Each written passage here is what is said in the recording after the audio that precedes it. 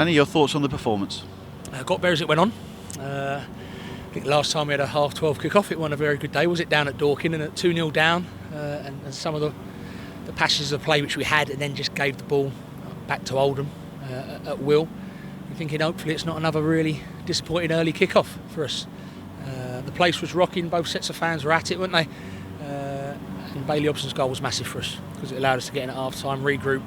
Gaffer said his bit, and obviously the introduction of the subs helped as well. And I don't mean them per se, but I mean sometimes a game just needs a bit of a spark sometimes from individuals on the bench, and I thought that was brought.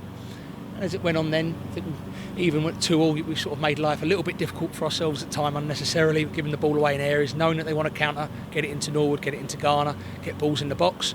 And we dealt with those balls really well.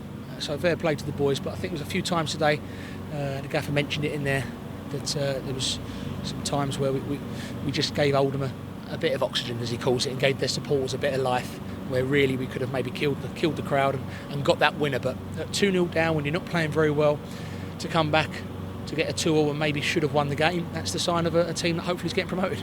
Yeah, that's the credit to the side. The manager changed it up before the start, with the starting 11 and a bit of formation as well. What was the thinking there? I think we just thought with Mike Jones, the last few times played against the front two away from home, teams have got in, and we haven't had the extra bit of security around the centre halves, and at 2-0 down, that's obviously really working well. So, sometimes you plan things and it doesn't quite go to plan, but despite the plan or the formation or the tactics, we were just giving the ball away really, really poorly, and that was the manager's biggest gripe at half-time and after the game, that we were in good position just to keep the ball nice and simple, and we gave it away, and that wasn't through the lads doing it on purpose or a lack of trying.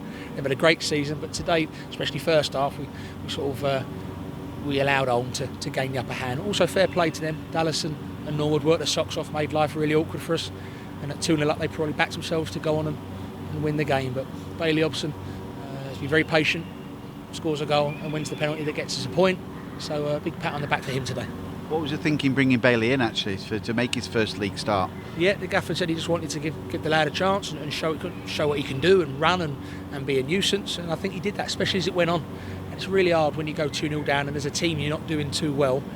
You can buckle and hide and goes 3 or 4, a bit like at Dorking, where it just everything went against us. We made really poor decisions. So the message from us all at half time was, let's not have a start like we did at Dorking. We're back in the game, let's not let them get 3-1, and then they hit the bar and you're thinking, and then they got another corner, another free kick, and luckily they didn't go 3-1 up, and it allowed us to get momentum, make some subs, and probably should have gone on to win the game, but I'm going to say that, aren't I?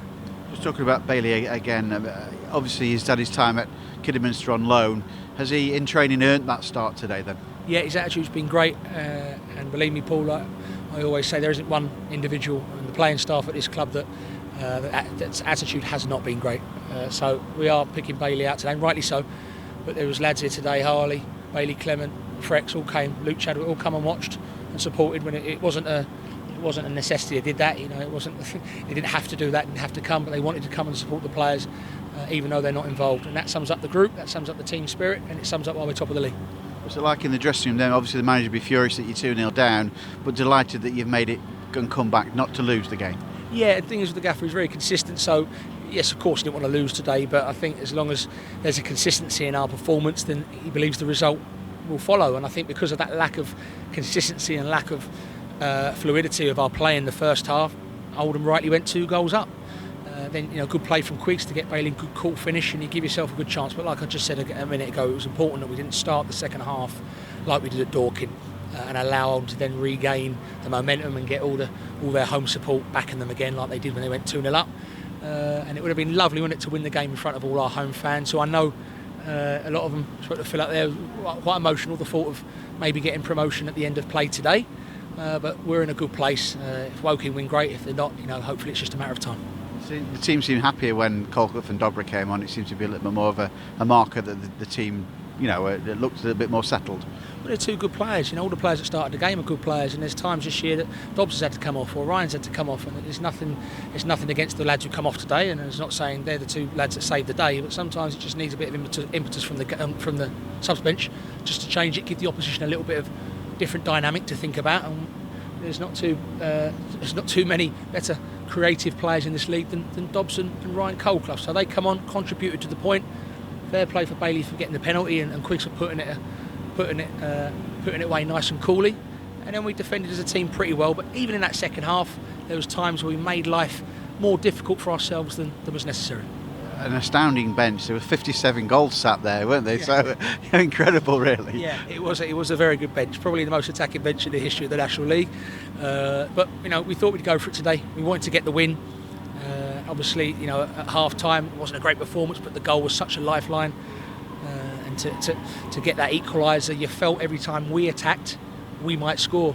Where first half you felt every time Oldham attacked, they might score. So that shifted. That's why you play two halves, because it gives you a chance of getting back and showing what you can do and what you're made of. And like most times this season, the boys, even in the face of adversity, have bounced back to get at least a point on the board. Yeah, a point on the board, a point to where you want to be. You only need 4 now. All eyes on Barnet at Woking, and then Barnet at home to Eastleigh on Tuesday. I guess there'll be a bus going down there, won't they? Well, I think, listen, if Woking win, they can only get level points with us, can't they? And it's a big goal difference swing. So I've played a lot of the subtle cards all season with yourself or Liam about, okay, but we're nearly there, aren't we? So if they can do a favour for us, great. If not, if Eastleigh can, great. If not, we go Halifax. If it don't happen there, go Bournemouth. We just got to keep ticking off the games, playing well, learning from our mistakes today, and hopefully lifting that trophy.